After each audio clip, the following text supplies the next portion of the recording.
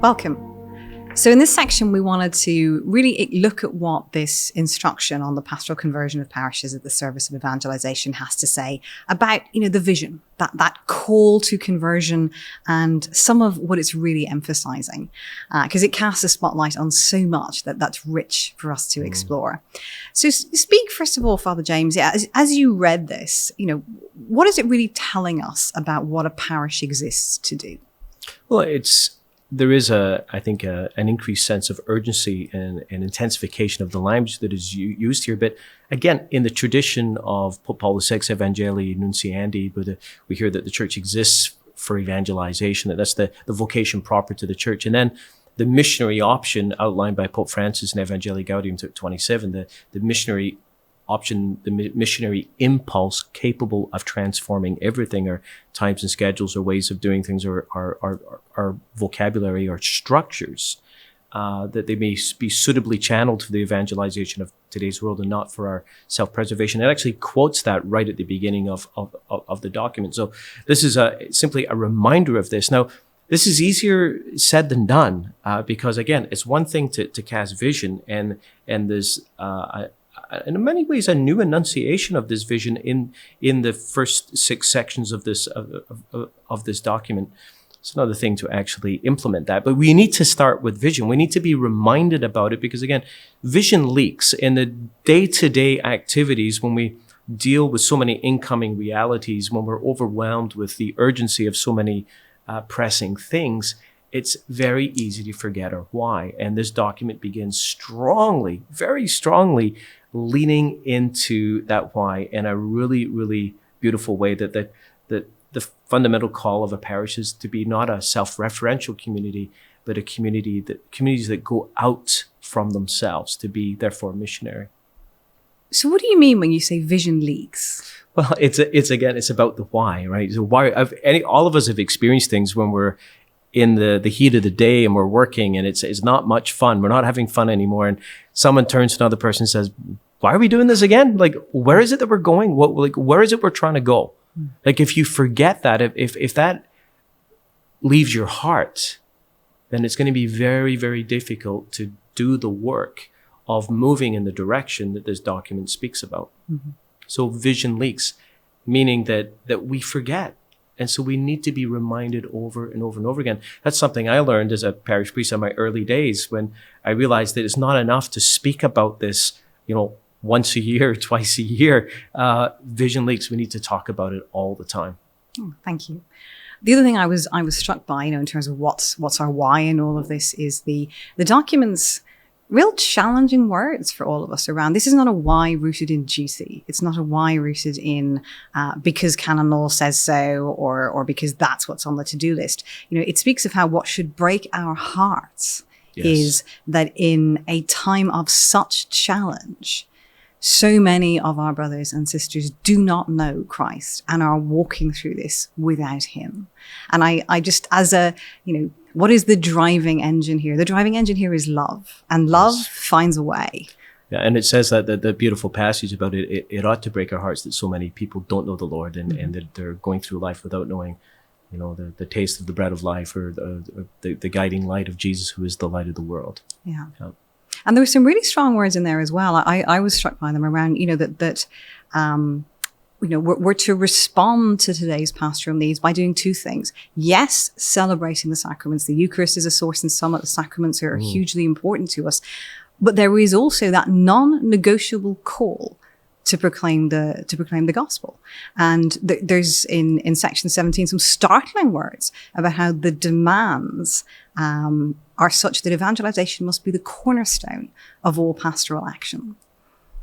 Yeah, in fact, it says that missionary zeal is not just a part; it's a component of pastoral care, of all pastoral care. There should be a missionary dimension to it, but it also said something extraordinary. It said that missionary zeal is a kind of litmus test for the authenticity of all that we do as a church, and so that means that we've got to pause and kind of check ourselves and say, well, how are we doing with that? Because it's very easy, again, for our missionary zeal to subside and be reduced. I'm thinking as well the focus on evangelization, because if mission is effectively about going out, the question is going out to do what? And I think we go out to do a number of things. We go out to feed the hungry and to give drink to the thirsty, to go to the least of these. But we also are called to go out to what Jesus himself called the lost.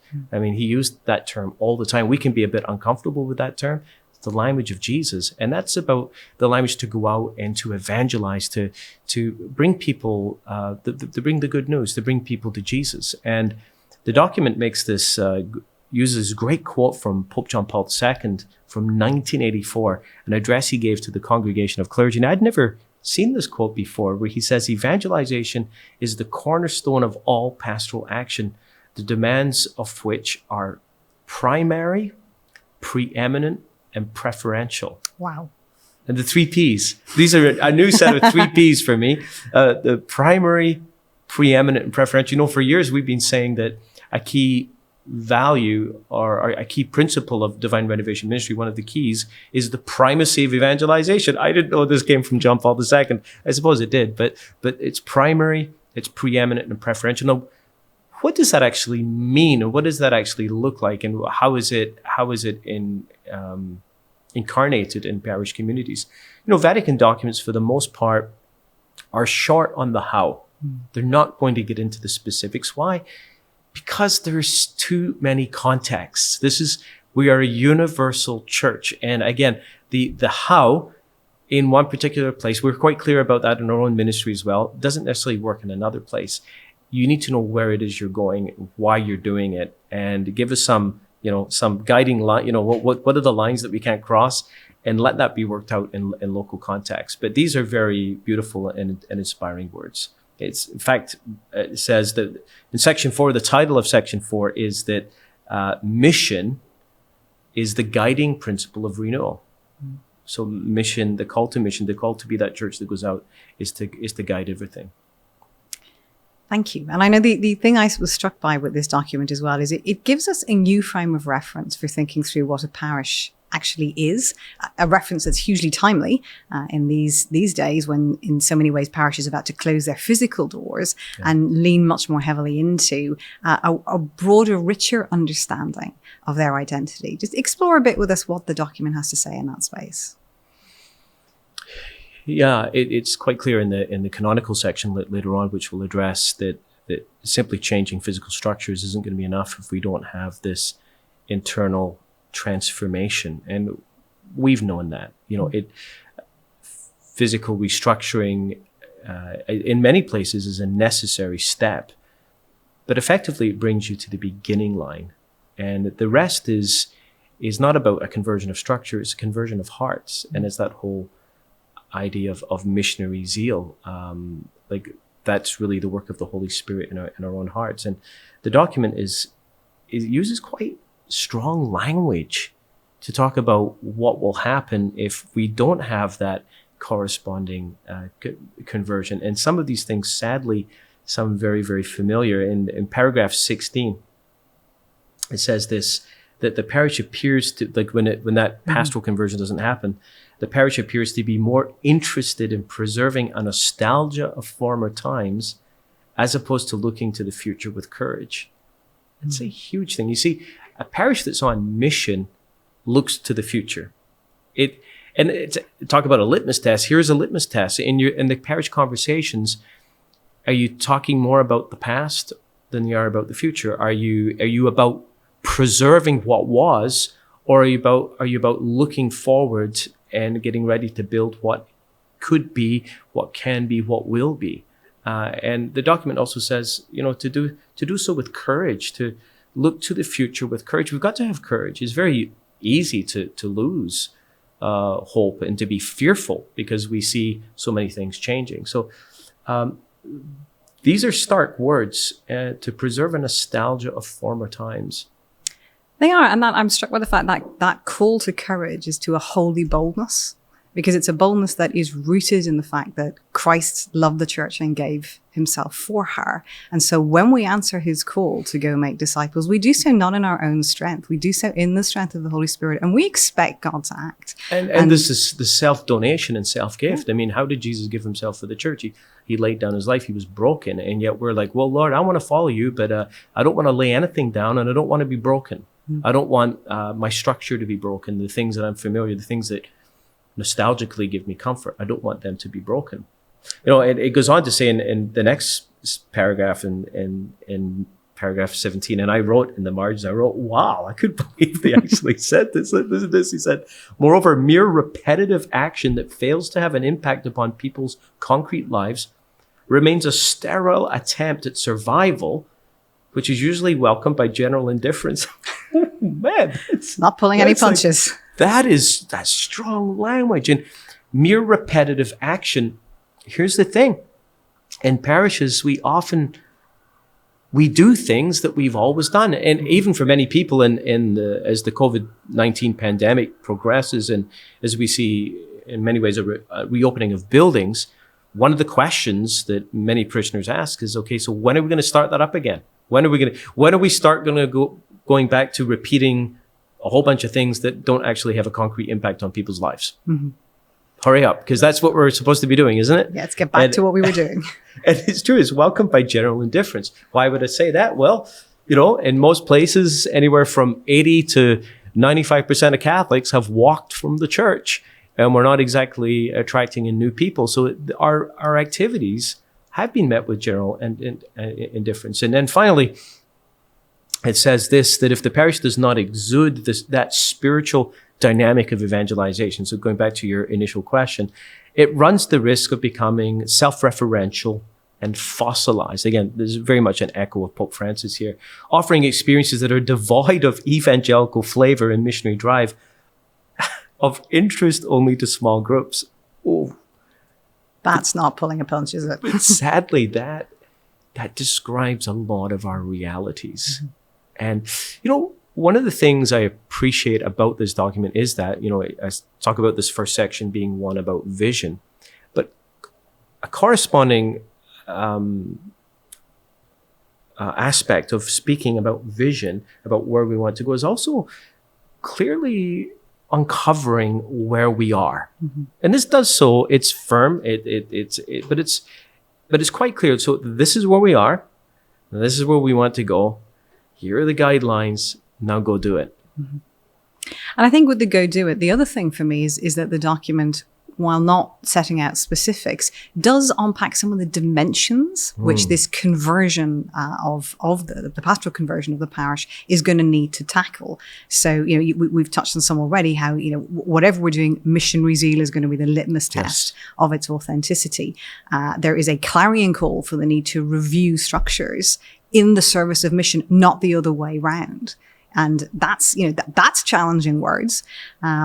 There's also some unpacking of, well, what is the correct understanding of where the sacraments, especially the Eucharist, is sourced, and somewhat of our faith fit into a picture and a way of understanding the parishes focused on evangelization. And it's really clear that both end of the call to holiness and the call to mission that we find set out in the Vatican II Council documents and echoed in subsequent documents, again, is surfacing here. You know, it's a non-negotiable both and, not a multiple choice pick one. I mean, the Eucharist is known in many cultures as the Mass, the Missa, which is comes from the missio. Sent. It's come from the sending. I mean, the Eucharist is a launch pad to be an outward focused, self-referential church, to be that church that goes out. And yet what was meant to be the source and the summit, that the act of worship that the Eucharist is, in many parishes is the only thing that happens. So it's not the source of anything, and it's not the summit of anything. But at the heart of a vibrant parish is the celebration of the Eucharist. When you gather people together, so often in our lived realities, the Eucharist is not about gathering, it's about scattering. We have multiplication of masses and in multiplication of places that are not necessarily necessary. And so we need to, again, examine our consciences around that as a church. Is the Eucharist truly about bringing people together, gathering so people can be sent? That's at the heart of it. also, the document does a great job in speaking about the currency of renewal is really relationships. And it goes so far as to radically and openly proclaim that you cannot simply define a parish as a geographic boundary anymore, because a missionary parish, mission happens through relationships, and people build relationships where they find themselves at work and at play with their families, and those relationships do not respect geographical boundaries.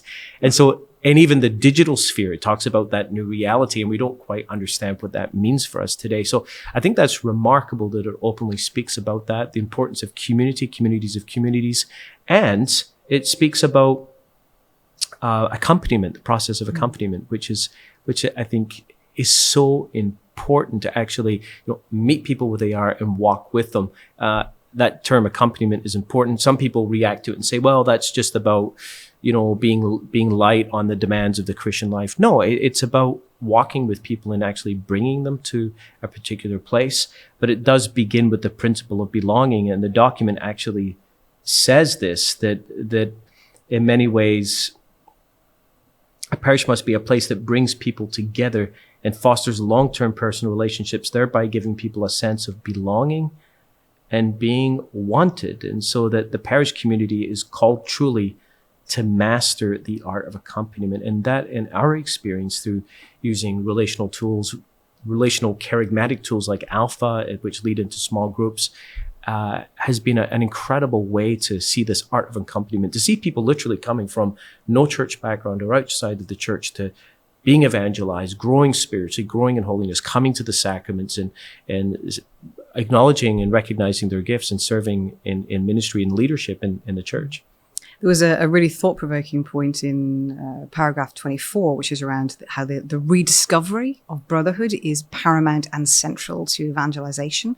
And I was just really struck by just how thought-provoking that statement is, because what it says is we cannot adopt you believe what we tell you to believe, behave the way we require of you, and then we'll let you belong. We've got to be willing to go out to the peripheries, get bruised, muddy, dirty, and smell of the sheep, and love people where they are at, not for the purposes of accepting and normalizing what's wrong, but for the purposes of accompanying them on a journey that lets them meet Christ, fall in love with him, encounter him radically, and that transforms everything. And just pray through the Gospels. This was the method of Jesus. This is what he did. He didn't say to Zacchaeus, look, Zacchaeus, change your life. Sort yourself out. Sort yourself out, then I'll come and have supper with you. He said, hey, Zacchaeus, I'm coming to your house for supper. I'm coming for dinner. What's on? And after that encounter and experiencing that love and sense of belonging, it does lead to life transformation. And that, that life transformation as well, as the document reflects on the whole process of the initiation. In effect, there's a call to reboot our approach to sacramental initiation. Absolutely. Because it is unflinching in saying that what we are calling people to is a sequela Christi, a following of Christ, not a duty to fulfill a rite of passage. And in some ways, so much has been stripped away in the current pandemic, not least the norms of how we would have brought people into the church at Easter. And yet there is a moment of opportunity here, a moment to reconsider and reimagine how we initiate people into the faith. Absolutely, and this is part of the great timing of this document, because, here's the thing. You can't just talk about the things we should start doing, because the number one thing that stops us from starting doing the things that we should be doing is the fact that we haven't stopped doing all the other things that we shouldn't have been doing. And now the pandemic has solved that for us. In most places, most of the things that we needed to stop have been stopped. So please, let's not restart them indiscriminately. Let's take the time, let's discern, let's see this time as a gift, and let's take this document and really pray with it, discuss it with your pastoral staff, get it out to your parishioners, to your key ministry leaders, and really honestly, let's say, what does this really mean for us? Because we've been given a time like no other to begin to make some key decisions. And it does speak about that missionary conversion as being about a decision. Let's make those decisions now. Well, it does. And the final point I think that jumped out for me was the rich vision the document has for the role of all the baptized. It is categorically clear that, in sections 38 and 39, that the baptized are protagonists of evangelization. This is not for some subset of people. And as not an only optional that, but extra. one of the duties of parish leaders and the pastor is to grow that awareness, is to make sure that the baptized have owned their identity as protagonists. It is. And we'll get into that, I think, in the next section, where we start to unpack what are some of the insights that canon law can offer us in this space, so that we proceed within the right guardrails.